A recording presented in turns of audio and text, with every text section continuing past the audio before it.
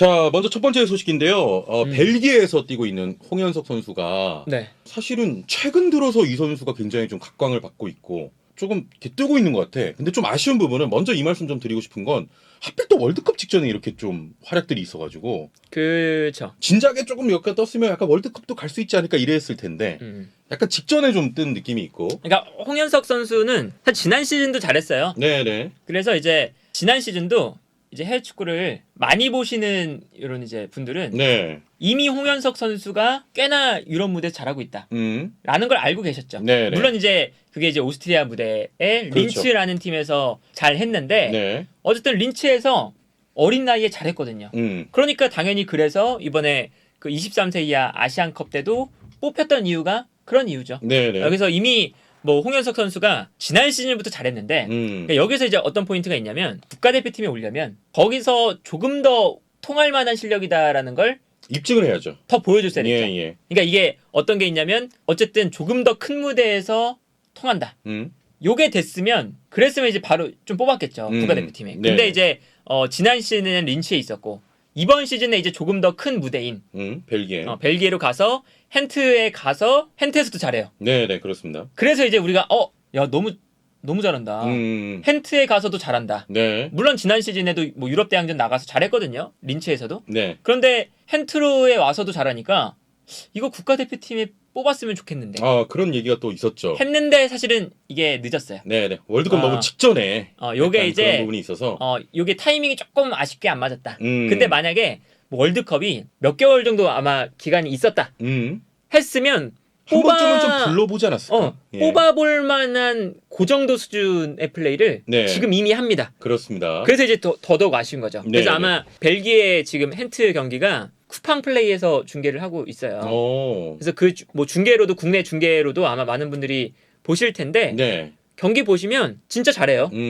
잘하기 때문에 이제 홍현석 선수가 일단 오늘 주제가 10월 이달의 선수 네, 그렇습니다. 그리고 10월 이달의 골 네네. 두 가지 모두 석권을 했습니다. 이게 구단에서 선정한. 구단. 예, 구단입니다. 구단. 그리고 이제 우리가 그런 게 있잖아요. 뭐 각 구단마다 이달의 선수, 뭐 이달의 골 그렇죠. 선정하잖아요. 예. 그거를 이제 홍현석 선수가 헨트에서 10월달 이달의 선수와 이달의 골에 선정이 됐다. 그렇습니다. 특히 이제 지난 10월 치른 6경기에 모두 출전했고 이제 2골 1개 도움을 기록했는데 특히 그 멀티골을 넣은 그 외팬전에서 그 골이 뭐 메시의 모습이 좀 보인다. 네. 드리블해서 막 3명 제치고 이렇게 골 넣은 그 골이 또 엄청난 찬사를 또 받기도 했었죠. 그 이제 득점 장면 이제 보시면 예. 홍현석 선수의 이 센스가 얼마나 좋은지를 볼 수가 있어요. 한 3명, 4명 정도의 선수를 무너뜨리고 그렇죠. 했거든요. 네네. 그래서 그걸 보니까 제가 생각했을 때는 그 장면 생각납니다. 이제 뭐 플레이 스타일은 다 다르지만 그 질라탄이 네. 아약스에서 그 유명한 장면이 있거든요. 자기가 혼자서 5-6명을 제끼고 넣은 골이 있어요. 접고 막 이런 거? 계속 접어. 맞아. 그런 것처럼 예. 홍현석 선수가 그 앞에서 몇 번 접더니 음. 한 3명, 4명을 그냥 다 무너뜨리고 1대1이 되면서 네. 넣었어요. 그러니까 그 장면 보시면 10월의 골 선정될 만하다. 요걸 다 떠나서 벨기에 리그에서도 통한다. 통하는 수준이 아니라 분명히 상대 팀도 다 이제 프로 선수들이고 벨기에 리그에서 뛰는 선수들이잖아요. 그런데 그 선수들을 3명, 4명 제치고 그렇습니다. 1대1 찬스를 만든다는 건 홍현석 선수가 얼마나 좋은 선수인 거를 볼 수가 있는 거죠. 네.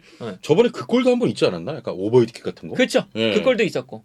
뭔가 골도 되게 이쁘게 넣어요. 멋있게. 센스가 일단 이미 아주 좋은 선수고요. 네네. 뭐 일단 이 헨트에 가서 이미 핵심 선수로 활약 중입니다. 그렇습니다. 이 선수가 이제 이적한 이후에 네네. 전 경기 선발 출전을 기록을 하고 있고 그러다 보니까 리그에서는 13경기에서 4골과 3개 도움. 오. 기록도 좋아요. 네. 그리고 뭐 컨퍼런스 리그에서도 6경기에서 1골과 2개의 도움. 지금 16강 올라갔죠? 16강 올라갔습니다. 네네. 그러니까 컨퍼런스 리그에서도 꽤나 잘하고 있고 그리고 벨기에 리그에서도 이미 아주 좋은 활약을 펼치고 있다. 네네. 벨기에로 이적한 이후에 리그에서 전 경기 또 출장했고 그리고 또 스탯이나 뭐 골이나 도움도 굉장히 지금 기록들이 좋은데 일단은 감독의 신뢰를 좀 잘 받고 있는 것 같아요. 그렇죠. 예. 일단 감독이 반하저부르기라는 감독인데 이 감독이 홍현석 선수를 일단은 그 영입할 때 영입을 매우 하고 싶어 했어요. 네네. 그래서 왜 영입하고 싶었냐? 린츠의 전술과 헨트의 전술이 좀 유사하구나. 그러니까 엇비슷해요. 예. 그러니까 뭐 포메이션적으로도 3백을 쓰고요. 그런데 거기 3백을 쓸 때 이 홍현석 선수가 린츠 때부터 어떤 게 장점이었냐? 다 뜁니다.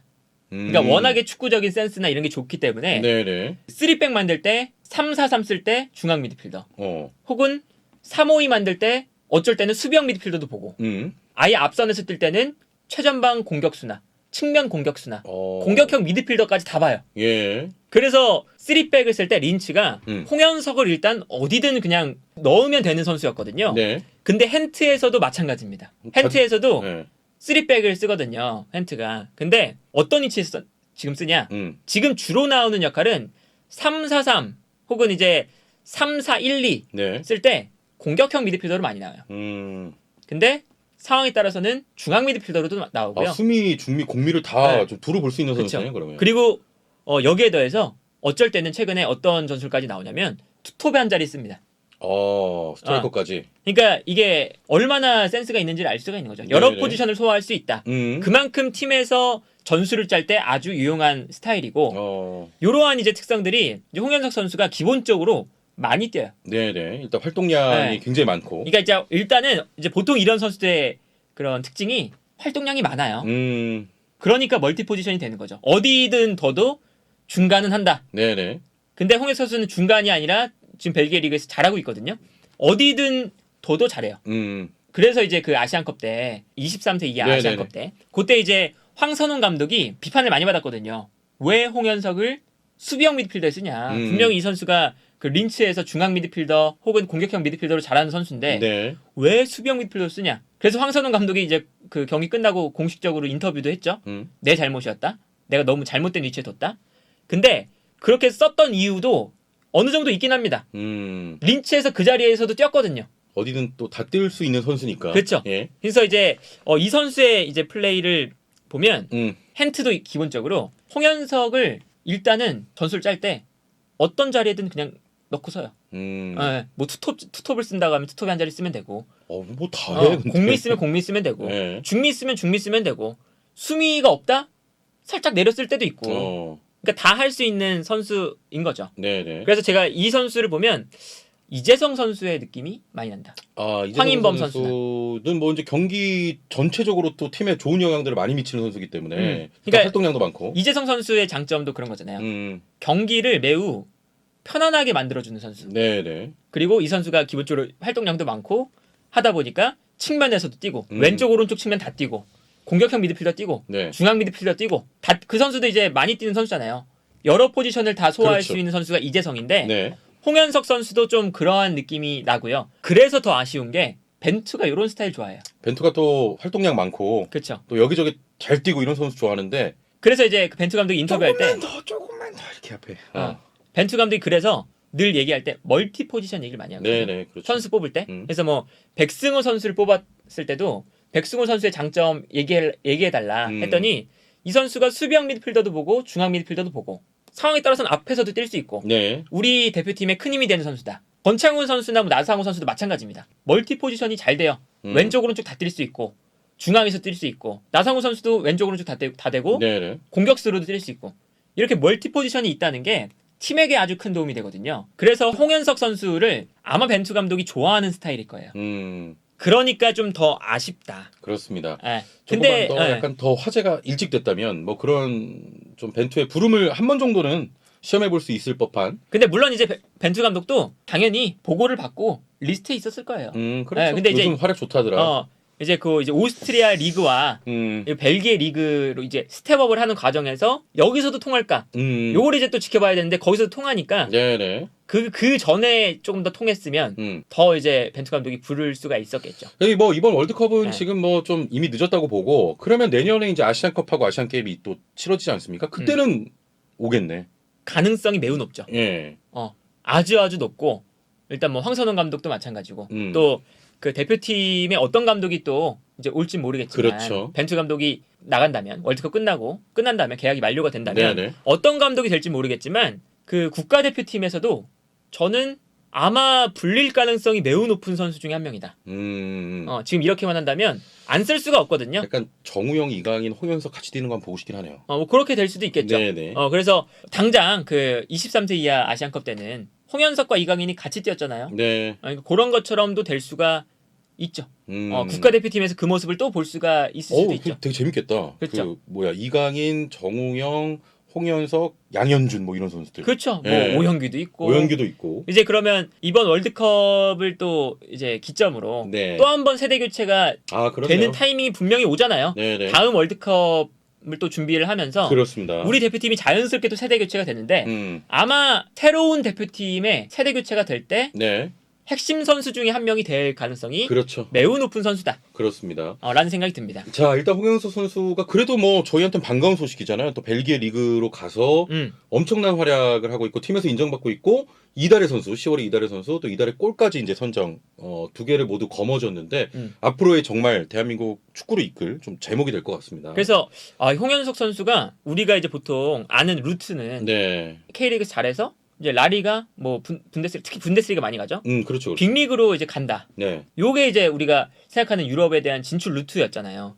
근데 홍현석 선수가 아주 좋은 선택들을 하고 있는 게 어쨌든 유럽에 일찍 건너가서 그렇죠. 오스트리아 리그 살짝 이제 하부 리그로 가서 네네. 경험을 좀 쌓은 다음에 잘해서 올라왔고 벨기에 리그에 또 눈에 띄었고 네네. 헨트에 눈에 띄어서 또 헨트에 가고 또 근데- 컨퍼런스 리그 또 16강까지 그쵸. 올라가 유럽 대항전에 심지어 올라갔고. 뭐 지난 시즌에는 린츠에서도 컨퍼런스 리그 또 갔으니까 네네네. 이제 그런 이제 것들을 생각해보면 이 선수가 잘 지금 좋은 단계를 밟아가고 점점 있다. 더 이 메이저 리그로 갈 수 있는 그렇죠. 루트를 한 단계씩 밟아 나가고 있다. 지금 뭐 이제 스텝을 좀 잘 밟아 나가고 있는 네. 것 같고 또 벨기에는 일본 이런 선수들이 많이 진출해 있지 않나요?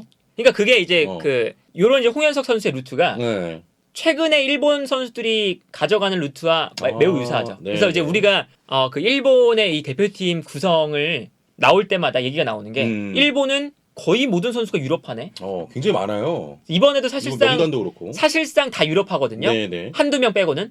심지어 이제 J리그에서 뽑힌 선수들도 유럽에서 뛰다가 돌아가는 선수들이에요, 다. 이제 그 정도로 해외파가 많은데 그 해외파가 많은 이유가 어릴 때부터 그냥 뭐 메인 빅리그를 찾는 게 아니라 네. 어쨌든 뭐 적응이 필요하니까 유럽 무대에 일단 도전을 해서 벨기에 리그나 그렇죠. 이런 이제 중소 리그에 가서 경험을 쌓고 거기서 잘하면 당연히 빅리그로 가거든요. 그렇죠. 스텝을 올라가. 조금씩 이제 스텝을 올라간다. 이런 루트인데 그 루트를 홍현석 선수가 너무나 잘 지금 찾아가고 있다. 그렇습니다. 너무나 대단하다. 계속해서 기대가 되는 선수 바로 음. 홍현석입니다. 자, 첫 번째 저희가 준비한 소식은 여기서 정리를 해 보도록 하겠습니다. 네.